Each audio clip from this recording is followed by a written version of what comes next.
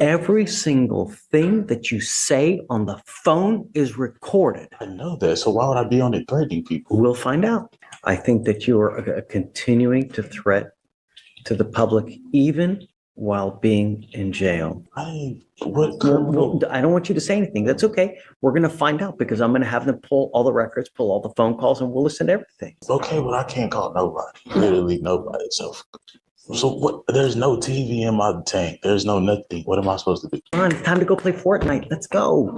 Come on. Huh? Come on, man. I'm itching to go. Welcome back, everyone. Today's courtroom clip is absolute chaos. We've got a self-proclaimed sovereign citizen trying to out-argue the legal system, using internet conspiracy theories and a complete misunderstanding of how the law actually works. He's 19 years old, already facing aggravated assault charges, and now is standing in front of Judge Fletcher insisting he doesn't consent to being governed. The court's response? Essentially, nice theory. Here's your felony. What's wild is how confidently wrong he is. Yelling, "I'm a free man under natural law," doesn't erase charges. It just pushes a judge closer to losing patience. So let me ask you this. Should court continue entertaining sovereign citizen arguments, or should contempt charges start flying the second someone says, "I don't stand under your jurisdiction"? Drop your thoughts. Hit like and subscribe for more courtroom chaos, and let's get into it. Judge. Whatever happened with Mr. Wiggins? Mr. Wiggins has some bond conditions to not speak to a complaining witness in an ag assault with a deadly weapon and an ag assault family member. He then went to jail and called her twice and her mom. I mean, what more can we do? Really? Take the phone away. Oh, yeah, that's a good point. We'll do it now. He also called not only under his own name, but he also called under 3 other inmates' names. Good morning, Mr. Wiggins. What? How's jail? Cool. It's come to my attention that you are violating the conditions that we set out in this court, flaunting it, and trying to get a hold of the complaining witnesses in these cases when we've told you not to. Go ahead.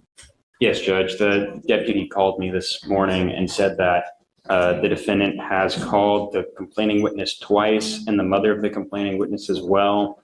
The deputy told me that while listening to these phone calls, he heard the defendant and say things such as, "This is how you take care of things," and that everybody violates their bond conditions and talks to the complainants in these cases. He also heard the defendant make statements saying that he was going to continue to violate bond, and once he gets out,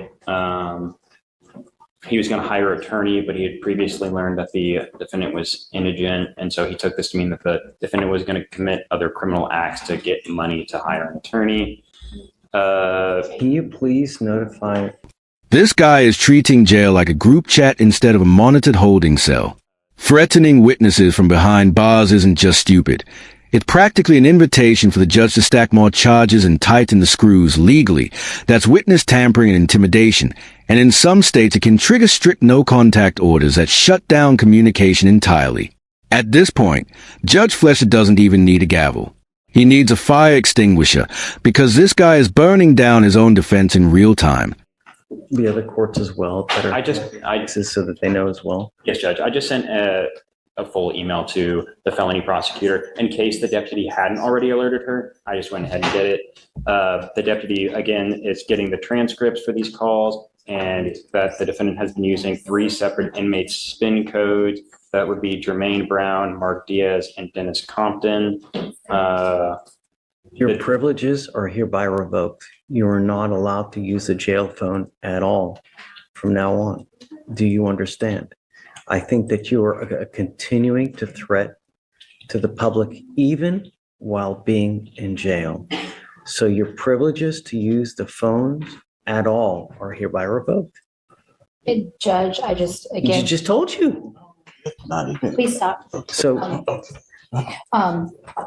And just, I just want to reiterate. Please go ahead. He's 19. You are taking away his ability to communicate with his family. But he's making additional threats allegedly, you know?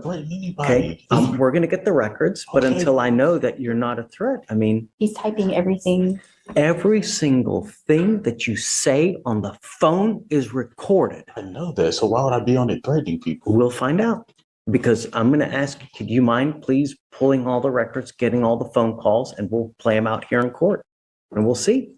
And if it's not, then I will gladly give you your phone privileges back. But there have deputies that have pinpointed you allegedly, you, and using other people's spin numbers to make phone calls, to make continuing threats, and to further criminality if and when you get out. I don't want you to say anything. That's okay. We're going to find out, because I'm going to have them pull all the records, pull all the phone. By now, the defense attorney is basically dancing through a minefield. She knows she's defending a serious RICO-level case with a teenager's face attached to it. Trying to argue he's only 19 while he's actively threatening witnesses is like bringing a pool noodle to a sword fight. The court doesn't care about your age when you're already showing the mindset of a repeat offender. Once intimidation enters the picture, the judge has every reason to treat you as a public safety risk, not a confused kid who made one bad choice. The defendant told the complaining witness that this is about the ag assault involving a firearm, that when she got shot, the defendant said that's what happens when you hang out with gangsters. So pull all that stuff, and all that stuff gets,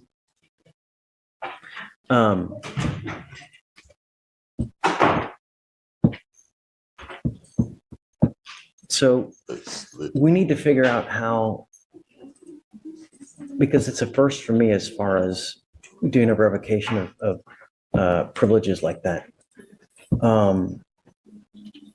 As far as revoking phone privileges for inmates, as far as I know, it has to be through the court order. Okay.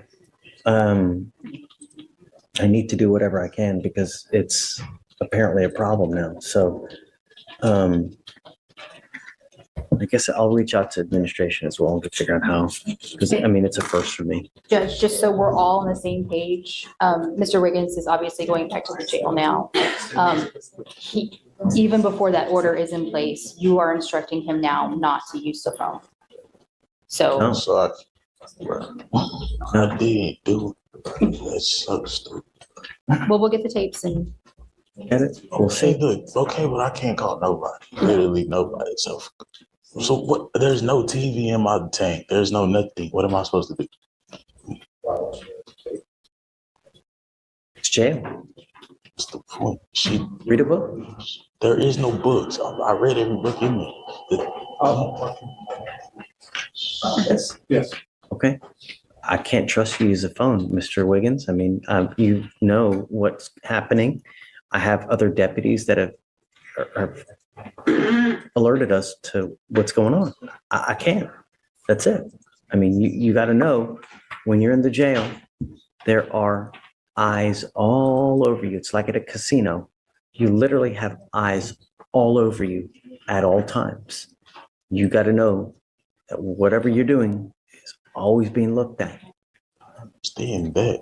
That's why I wasn't threatening nobody. I didn't say anything. He's typing So- everything you're saying. Asking them I to pull it. understand. He's talking about I'm doing illegal things when I get out to hire a lawyer and all these other things. That's stupid. I never said anything about anything illegal. That's just. Watching this case feels like watching someone strike a match in a room full of gasoline and then ask why it's getting hot. Judge Fletcher didn't bring the hammer down completely, but with how reckless his behavior has been, it's hard to imagine a sentence that magically fixes it. Taking his phone might slow things down, but it's a temporary fix, like hiding markers from a kid who keeps drawing on the walls.